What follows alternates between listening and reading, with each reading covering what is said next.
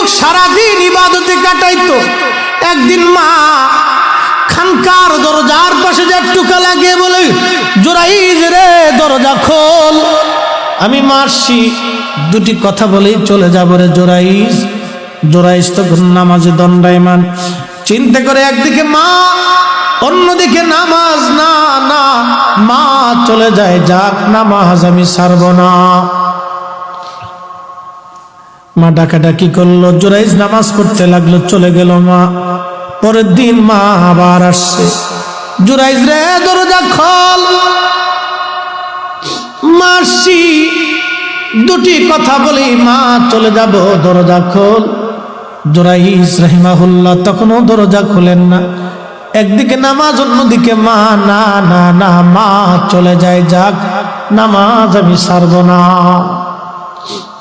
তখনও নামাজ বন্ধ। তৃতীয় দিন মা আবার আসছে, দরজা খোল জুরাইজ। এই দিন জুরাইজ চিন্তা করে, একদিকে মা, অন্যদিকে নামাজ। যুবক, মা কি জিনিস বুঝে যাও, বাবা কি জিনিস বুঝে যাও। মা চলে যাই, যাক আমি নামাজ ছাড়ব না। জুরাইজের কিন্তু অপরাধ একটাই, মার ডাকে সাড়া দেয়নি। সে কিন্তু বড় পাক্কা নামাজি ছিল, বড় বুজুর্গ ছিল। এই মা হাত বাড়াই দিছে, আল্লাহ আজকে 3 দিন হলো আমার জুরাইজকে ডাকি, আমার জুরাইজ আমার ডাকে সাড়া দেয়নি।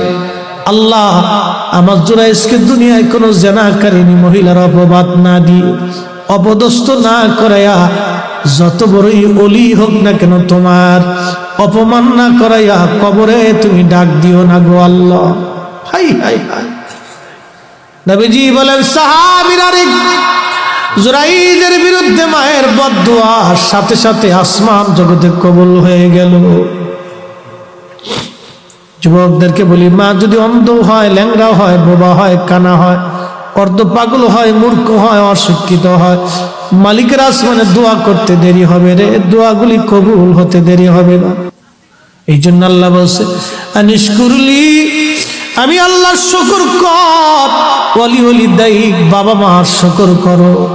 নবীজি বলেন, মা দোয়া করতে দেরি হয়েছে, বদদুয়া আসমানে কবুল হতে দেরি হয় নাই। জুরাইজ জানতো না অবস্থা কি হবে।